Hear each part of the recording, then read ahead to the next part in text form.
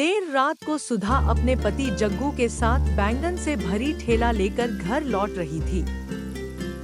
जग्गू जी, इस खेत में फसल कितनी अच्छी हुई है। अगर हर बार ऐसी फसल होती रही तो हम जल्दी अपना खेत खरीद लेंगे। हाँ सुधा जी, मैं सोच रहा हूँ कि यह बैगन अभी जाकर मंडी में बेच दूं, कल फिर से बैगन तोड़नी है।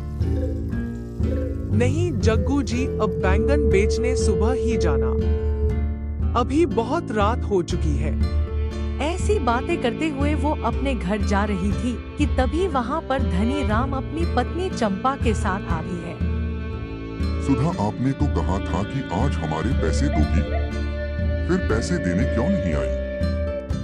चंपा बहन, हमें बैंगन तोड़ते हुए रात हो गई। जग्गू जी, सुबह ये बैंगन बेचने बाजार जाएंगे और मैं सबसे पहले आपके पैसे ही दूंगी। ठीक है, पर याद रखना सुबह को थोड़े पैसे हमारे घर पहुंचा देना। फिर वो दोनों वहाँ से चले जाते हैं। सुधा और जग्गू भी अपने घर चले जाते हैं। सुबह होते ही बैंगन से भरी ठेला लेकर जग्गू बाजार जाता है और सारे बैंगन बेच देता है। सुधा जी, ये लो, सबसे पहले चंपा बहन के रुपए देकर आओ, फिर चलेंगे खेत पर। सुधा पैसे लेकर धनी सेठ के घर जाती है और उसे सारे पैसे दे देती है। ये क्या सुधा, इतने सारे रुपए? आपने तो कहा था कि थोड़े थोड़े करके दोगी।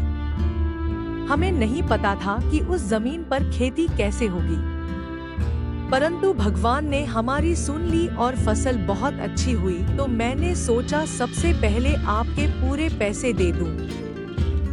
ऐसा कहकर सुधा वहाँ से चली जाती है। क्या कहा? आज सुधा ने पूरे रुपए दे दिए। हाँ, सिर्फ एक ही दिन की कमाई से दे गई है पूरे पैसे। तो सोचो अब खुद कितना कमाएगी। इस तरह से तो वो जग्गू बहुत रुपए कमाने वाली है। ये तो सिर्फ शुरुआत थी जो हमारे सारे रुपए दे गई। नहीं धनी सेठ जी, हम ऐसा नहीं होने देंगे। उन्हें अपने खेत पर खेती नहीं करने देंगे। ऐसा कहकर फिर वो दोनों बैंगन के खेत पर चले जाते हैं और बैंगन से भरी फसल देखकर वो दोनों चौंक जाते हैं। मुझे तो विश्वास नहीं हो रहा कि ये वही खेत है जिसे हम बेकार समझते थे। हाँ धनी सेठ जी, ये हमारा ही खेत है। देखो तो कितनी अच्छी फसल हुई है। अगर जग्गू को रोका नहीं गया तो वो बहुत रुपए कमाने वाली है। वो दोनों ऐसी बातें कर रही थी कि तभी वहाँ पर सुधा और उसकी पति आ जाती है। सुधा जी, क्या आपने चंपा बहन को पैसे नहीं दिए?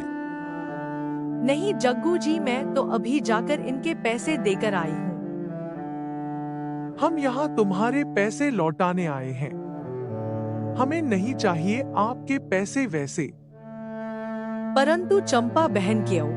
हमने तो आपके खेत का किराया दिया था ना, फिर आप हमारे पैसे लौटाना क्यों चाहती हो? क्योंकि हम अपना खेत वापस ले रहे हैं, वो भी इसी वक्त, तो आप दोनों किसी और का खेत किराए पर ले लो। चंपा की बात सुनकर सुधा का पति तो घबरा जाते हैं। बहन, आप ये कैसी बातें कर रही हो? हमने आपको पूरा किराया दे दिया है, तो इस खेती पर हमारा हक है। आप ऐसे खेत नहीं ले सकती। तुम दोनों राजी खुशी अपने घर चले जाओ। अगर लड़ाई दंगा हो गया तो बिना बात के ही चोट लग जाएगी। धनी सेठ, तुमने हमारे साथ धोखा किया है। तुमने ये खेत हमें 1 साल के लिए दिया था और जब हमारी फसल इतनी अच्छी हुई है तो तुम्हें लालच आ रहा है। तुम एक लालची हो। क्या कहा? मैं लालची और धोखेबाज हूँ? ऐसा कहकर धनी सेठ एक डंडा उठाता है और जग्गू के सिर पर जोर से मार देता है। ले जाओ इसे मेरे सामने से और कभी मेरे खेत पर दिखाई मत देना, और अब ये पैसे भी भूल जाओ। सुधा अपने पति को लेकर वहाँ से चली जाती है। सुधा जी, कितनी मेहनत की थी हमने उस बंजर जमीन पर, परंतु कुछ हासिल नहीं हुआ। उन लालचियों ने हमसे सब छीन लिया। हाँ जग्गू जी, आज के बाद धनी सेठ के खेत पर कभी नहीं जाएंगे, चाहे कुछ भी हो जाए। लेकिन अब हम क्या करेंगे? इस बैगन की खेती से हमने न जाने क्या क्या सोचा था, परंतु अब कुछ नहीं होगा। जग्गू जी आप आराम करिए, मैं काम खोजने जाती हूँ। नहीं नहीं, ये चोट तो जरा सी है और इसका बहाना लेकर मैं घर में नहीं बैठ सकता। मैं भी आपके साथ चलता हूँ। फिर सुधा और जग्गू को काम की तलाश में चले जाते हैं। इधर धनी सेठ और चंपा बहुत खुश थे और जल्दी जल्दी से बैंगन तोड़ रहे थे।